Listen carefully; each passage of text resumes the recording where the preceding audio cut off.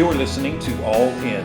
This is the podcast dedicated to helping you fulfill the mission of God in your life and around the world.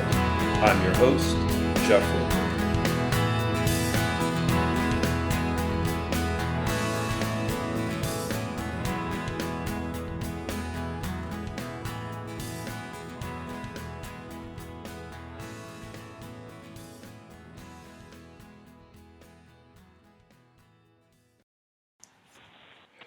Hey everybody, welcome to this week's episode of All In, the podcast dedicated to helping you fulfill the mission of God in your life and around the world.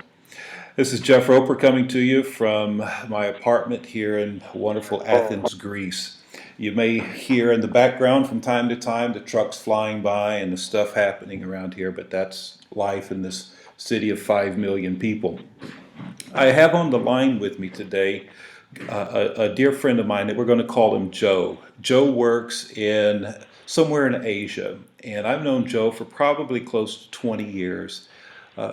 And I have known this man to be a man of high integrity, missional focus, and I could not think of a person I would more like to have on the podcast to interview, to talk about what it's like to cross boundaries, to reach people in environments that have no Christian context or maybe even a hostile Christian context. I've known this man to be a humble servant, a man of great compassion and spiritual depth that I deeply appreciate and not only appreciate but admire and respect. So Joe, welcome to today's podcast. Thank you so much, Jeff. And after that introduction, I'm wondering if you're introducing someone else here. But thank you. That's very kind of you. It's a joy to be talking with you again, my friend.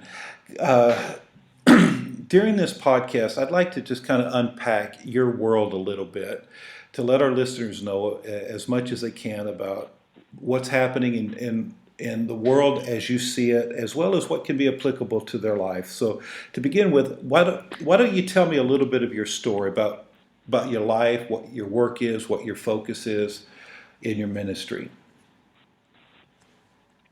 Well, I serve in an area of Asia where there's great difficulty for the church, and there's much persecution, economic challenges, and there's a great deal of diversity where peoples are separated from one another. And it's a joy to serve there. It's a joy to see what God is doing and how He is changing lives, how miracles are happening. But it's also a challenge. There's a need to hang on to God in a great way. So how I got there, I actually had studied Spanish for several years, and my wife and I speak Spanish. We thought we would be ending up in Latin America. We thought we would be serving toward ministry and missions, and was pursuing that and working cross-culturally as I grew and went to Bible college. But at a certain point, we were asked to consider serving in this part of Asia. And we prayed about it, and the Lord said, take the next step. We kept praying, and He said, take the next step. And we found ourselves serving in an area where we were without cultural experience. We had the cross-cultural training, but not the cultural experience in that area. So that was actually quite a surprise to us, being in Asia, when we thought the Lord was aiming us toward Latin America. So, now, when you went through that, what kind of a process was that for you and your wife to go, okay, the trajectory of our life that we thought we were going in is all of a sudden changed? Did you have a season where you were questioning all of this? Unpack that for me some. I think that the questioning happened while we were considering saying yes. I think that was our process of questioning, and from the time in which we really sensed the Lord confirming that this was His direction, I don't think there was a questioning of the assignment. And I like to use the word assignment rather than call. I look in the New Testament and I can only find 5 places where the word call, called, calling has to do with a ministry assignment. Mm-hmm. But I find more than 50 places where it has to do with our relationship with Jesus, call to relationship with the Trinity. So questioning the assignment, I think, really was more just on the front end. Lord, are you sure this is where you want to send us? This is where we'll raise a family? And the Lord confirmed that. So I think that there was a sense of certainty, although there was a disorientation in terms of to something totally new. Okay. How did your wife navigate through that as well? Oh, she did great. She was serving cross-culturally for many years before we met, and then we served together in the Hispanic community for several years. So I think for her and for both of us, the cross-cultural aspect of it was fun. It was a new culture. It was different, but that wasn't as much the challenge. It was being in a place that we didn't have a background in, and having to kind of start from scratch. So not the actual learning of the culture that I think was challenging for her and for me, but more the just that we had to start from zero and go from there. How did you do that? I mean, you're going into a place that was not on your radar, and now you're there. How did you apply the basic missionary principles to that context? Well, we sought to know people. We sought to spend time with people. We tried to get ourselves out into the community. You know, we spent time. We spent a lot of time praying. We spent a lot of time saying, "Oh God, what have we gotten ourselves into? You've brought us here. You've got to take us forward." So the adjustment for us, I think, especially as I began traveling, the adjustment really, I think, was getting on our knees and being before the Lord in a greater way, and embracing our context, embracing the people around us, learning to open our hearts in a new way. It's kind of like the Lord expands your heart to embrace a culture, a new culture. And then you have to go to Him, and He expands your heart even more to embrace a new culture after that. Mm-hmm. And I think as a missionary, what we're doing is offering our hearts to the Lord and saying, okay, make it bigger, because your heart embraces all of the cultures. So help mine to embrace one more and one more. And I think the challenge for us, a challenge was that I started traveling, and I would say I probably started traveling too early. And I think that made the first year or so a little more pressure filled for us. It would have been wiser if I had been home and not running off because of the need, responding to the need. Mm-hmm. I think that put more pressure in that first year, and we walked through it, and we worked through that, and we grew through it. But that would be certainly a recommendation for missionaries going out for their first field assignment outside the U.S. You need time home. You need time to learn language. You need time to focus on the culture. You need time to be with your family and adjust together. Hmm. How many years have you been on the field? A little over 10 years. Okay. So 10 years in this environment. Now, that you've mentioned some of these initial challenges that you face, like the travel, and that's with our assignments that are similar but in totally different context. Travel is a necessary evil that you and I have to deal with. And what other challenges have you found serving where you serve? You've already mentioned persecution. I know you have to keep some security parameters around you. Some of the economic situations. What are some of the unique challenges that you have to deal with in your world? Well, you have the challenge of identity, and I think for someone who is serving in a medium level or especially a high level security place where you have you are going in with a legitimate visa. You're not lying to get in the country. You're going in, you're doing what your visa says, but you're not necessarily sharing with people that you're also teaching leaders and you're coaching and you're sharing good news with the people around you.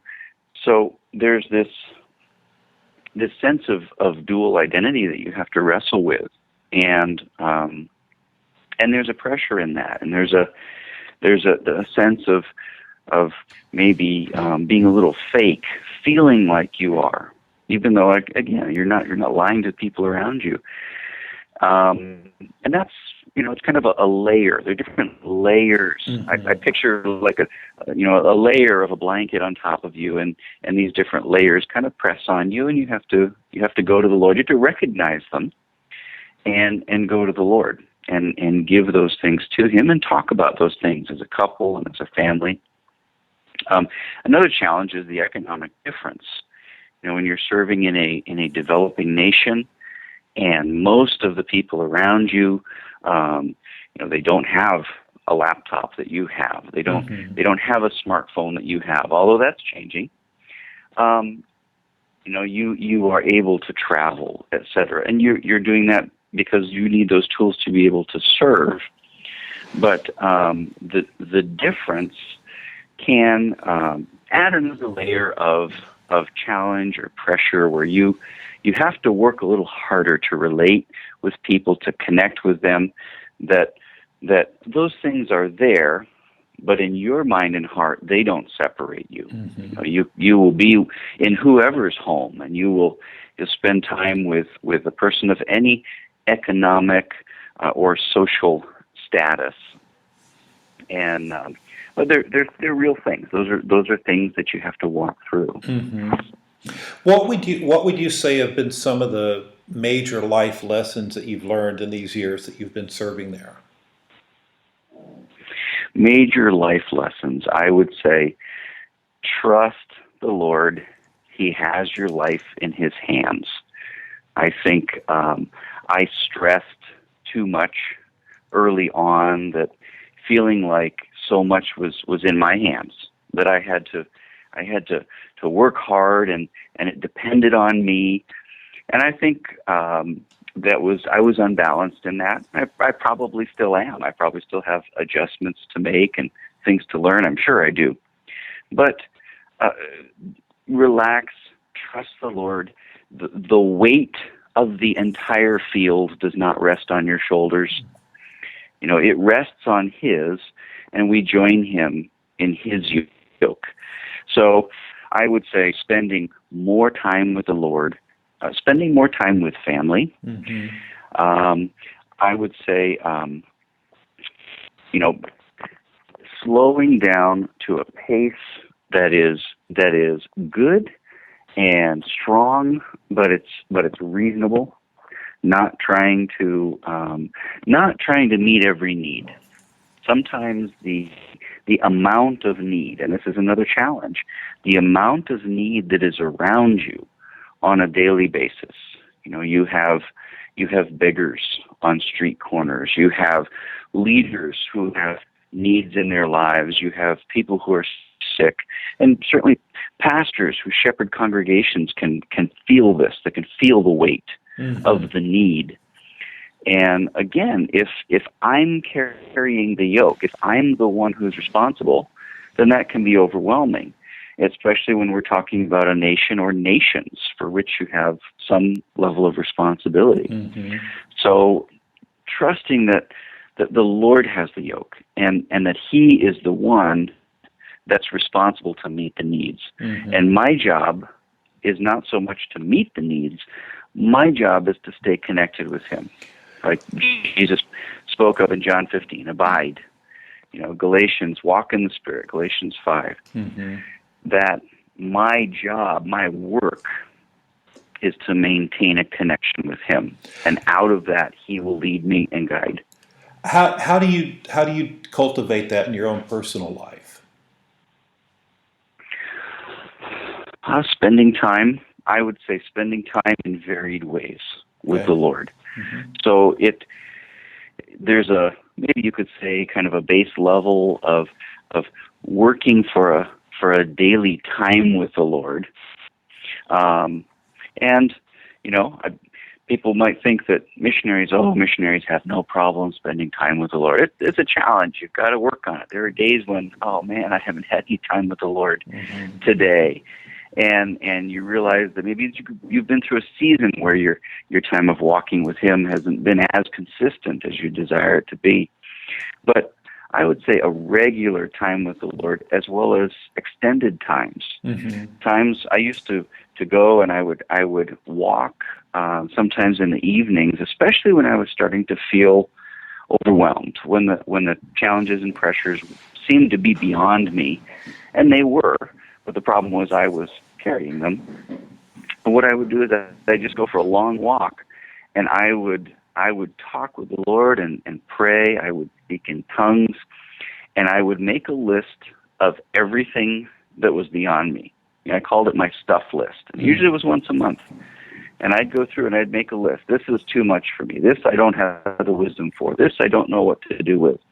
And I would pray and kind of wrestle through these things. And in the initial years, I would pray for the issues, and I would pray for God to answer this and do this and do that. But as I've grown, my prayer has changed more toward, help me to trust you for this, because He already has a plan. He already has an answer. So I'll spend less time praying for the issue itself, Mm-hmm. but I will do that. And most of the time saying, Lord, help me to hold on to you for this issue. Mm-hmm. And that has been hugely helpful for me. Basically, transferring the list from my shoulders to His shoulders and getting my focus on Him. And that would come through oftentimes a 2 or 3 hour time of walking and talking and complaining and asking forgiveness for things that come up that He shows me, and giving those things to Him.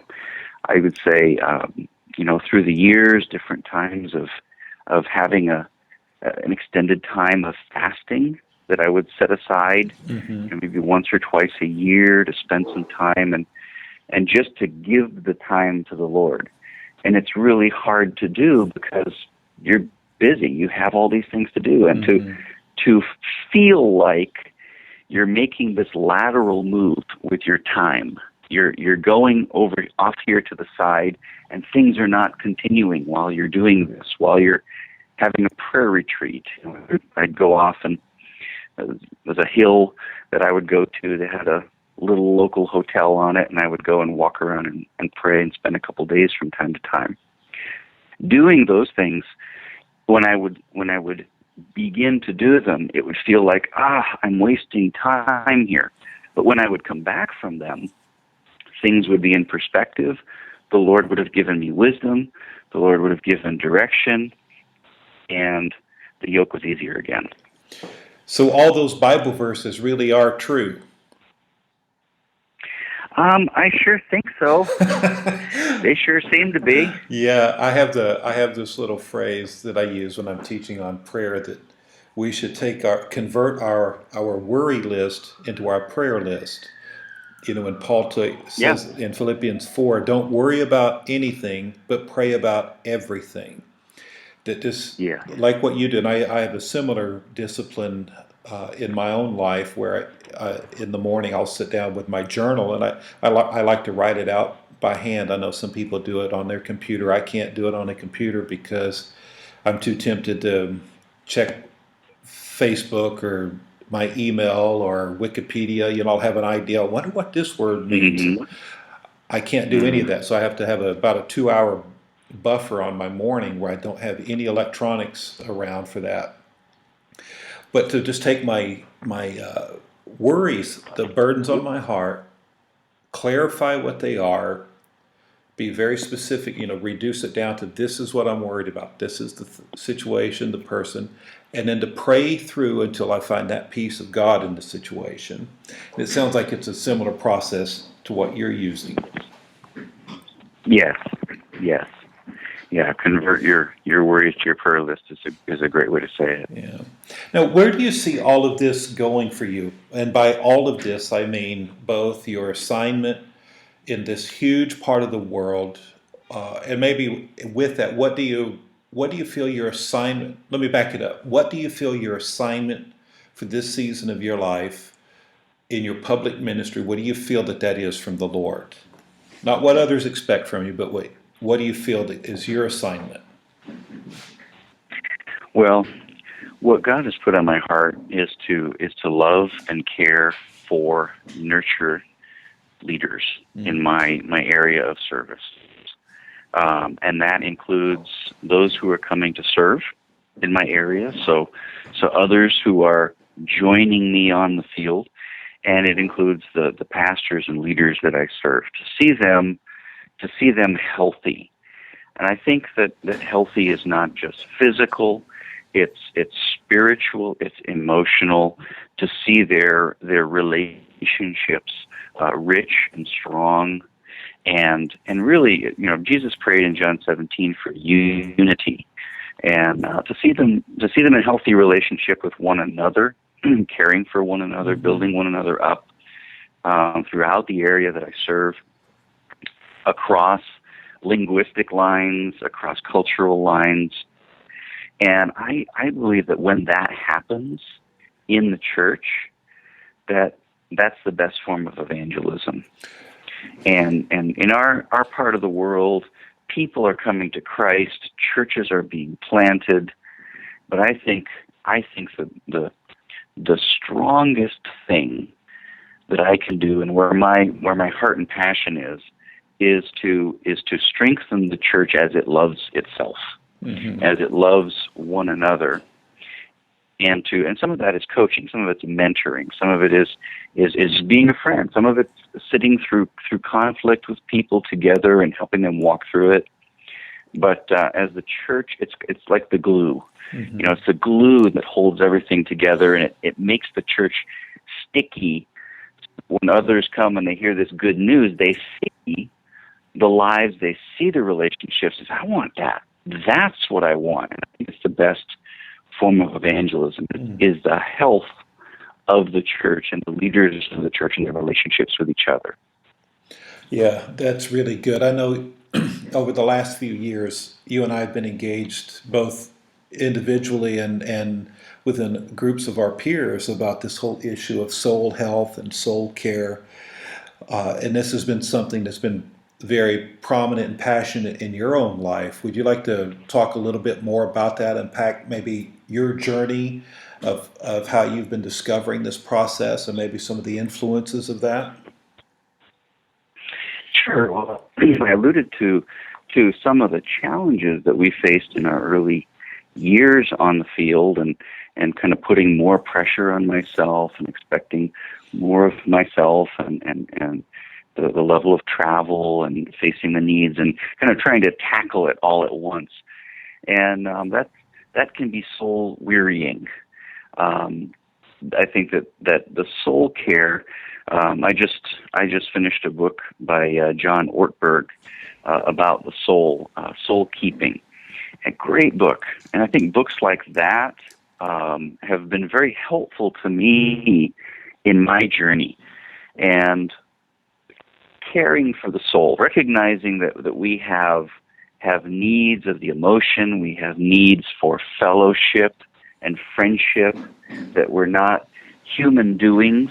We do, I like to say we're human be-doings, but the being comes first. The relationship, letting ministry be and flow out of relationship, far and above accomplishment.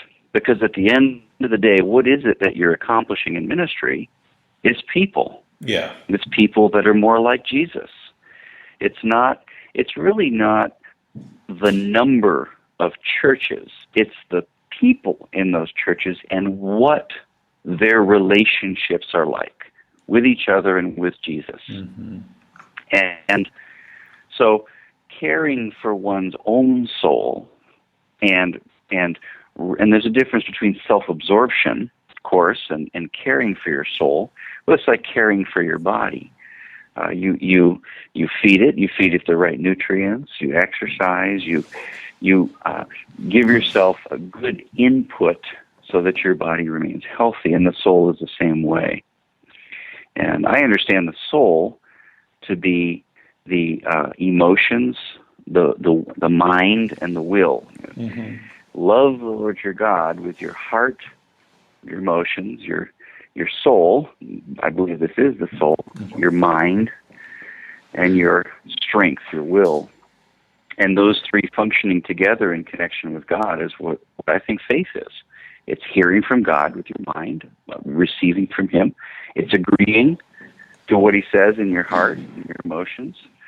And then it's doing, it's acting it out in your will. And those three have to function together for it to be faith.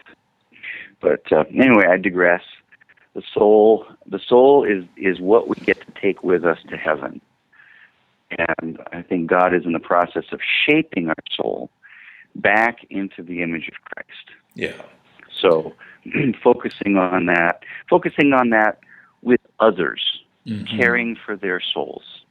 Not just what they do, but what's the process that's happening inside of them in their faith and their connection with God.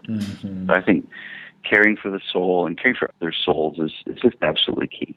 Yeah, that's really good. And that's something I've always appreciated about you is the authentic genuineness with which you express concern and compassion for others. I'm even I remember one time we were staying in the same location. We had some apartments for a few days together, and you were downstairs with your family, and I was upstairs by myself. And I remember you just calling me one day and said, "Hey, have you had dinner yet? Come on down. We've got lasagna." And how touched I was that you would even be thinking of me, and that's a legitimate thing, just a practical way of expressing genuine love for an individual, not because they can do something for you or produce something, but cultivating that person's life. And so I've seen it lived out in you. Now, I always ask this question and to every guest on the podcast, and it goes like this. If I had a time machine and I could send you back to have a conversation with your 25-year-old self, what advice would you give to yourself? My 25-year-old self, huh? Yeah. That guy, I haven't seen him in a long time. I would tell him, you need to keep running. You need to keep exercising because you're going to get fat if you don't. That'd be one. True that. There you go.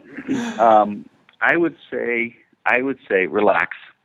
God's got it in His hands. Enjoy life, enjoy your relationships. Don't feel like you've got to get the world saved today.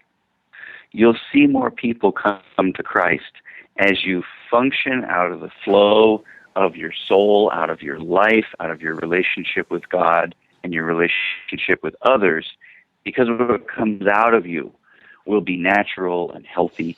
So be you, I would say. Be you. Relentlessly pursue discovering who God created you to be, and be that.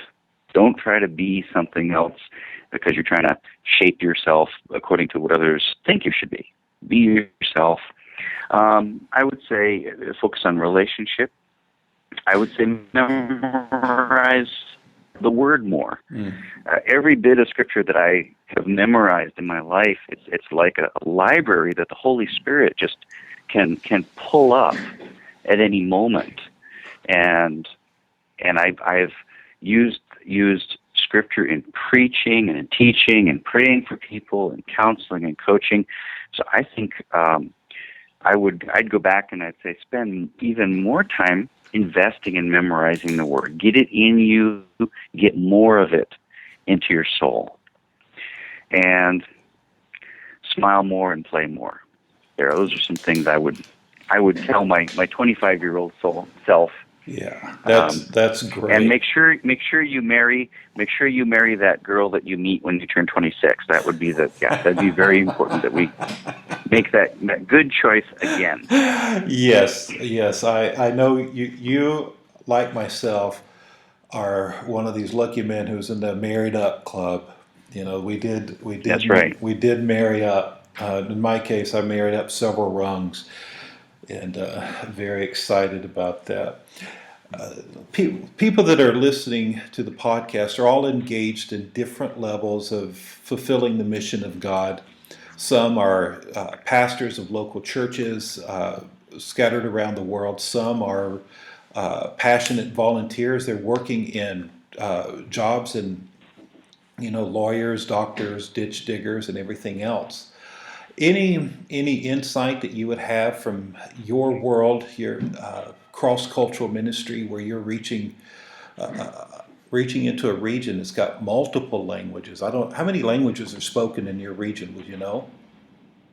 Oh gosh, well we have the churches worship in 12 languages. Okay. But in our region, depending on who you talk to, you could have as many as 1,500 spoken languages. Okay. So it's a hugely diverse place. Yeah. So it's very diverse. Is there any advice or observations that are kind of broad-based kingdom ways of thinking about things that could be applicable to that large swath of people? Everything from a professional pastor to a guy working in a factory somewhere that is passionate about fulfilling the mission of God. That advice that you would give to them? Well, I would say your time on your knees for the nations makes a difference. So don't downplay that. Don't feel like, oh, I'm in an area where there are no Asians around, which are. Your time on your knees impacts the world. Yeah. Don't feel that is diminished in any way. Don't feel that's like the secondary assignment from the Lord. I mean, I've been in nations where the political atmosphere is very opposed to U.S. politics, and I've had people look at me kind of, askance and ask questions, and when I start talking to them about their culture and asking them questions and showing that I care, you would be amazed. I'm invited into homes. I'm invited to have tea. And I think that a lot of the barriers that exist are really more imagined barriers. They're cultural barriers. Of course, there are linguistic barriers, but in the U.S., so many of those who come learn to speak English or learn to speak English with a certain degree of fluency that we are able to communicate with the nations on our doorstep. Yeah. So look for those people and just ask questions. Where are you from? What's life like? How's it been to come to the U.S.? One thing you can say to someone who has emigrated, if they're a first generation person in the U.S., is, has anyone ever said welcome? Because I want to welcome you. I'm glad you're here. Oh my goodness, you'd be amazed what that means to someone. Yeah. To feel that they're loved and welcome. So those are a few thoughts that I think can be universally put into place. That's great. There's so much power in that, because the gospel does spread through those relationships. And just when we show interest in people, compassion for people, ask their name, tell us about your story, it's amazing how God opens them up. Well, Joe, it's been a joy Yeah. and a delight to be able to have you on the podcast today. And for those of you listening, both Joe and myself, along with over 24 other missionaries serving around the world, are supported by the Foursquare Missions Global Missions Fund. And so when you're supporting that, this is the kind of work that you are supporting, and it's making a difference, advancing the good news of Jesus Christ around the world. Hey, do me a favor. Go over to iTunes, subscribe to this podcast, leave us a review, or subscribe to us in Stitcher as well, and help us get the word out about all the amazing things that God is doing in uprighting this world that's fallen over. And He's bringing the uprightness through Jesus Christ. God bless you guys. Well, we're done now. Thanks for listening. This is Jeff Roper reminding you that the mission of God is too grand for mediocrity or average living. You were created for a purpose, and that purpose is found in the mission of God. It's your life. Now go live it.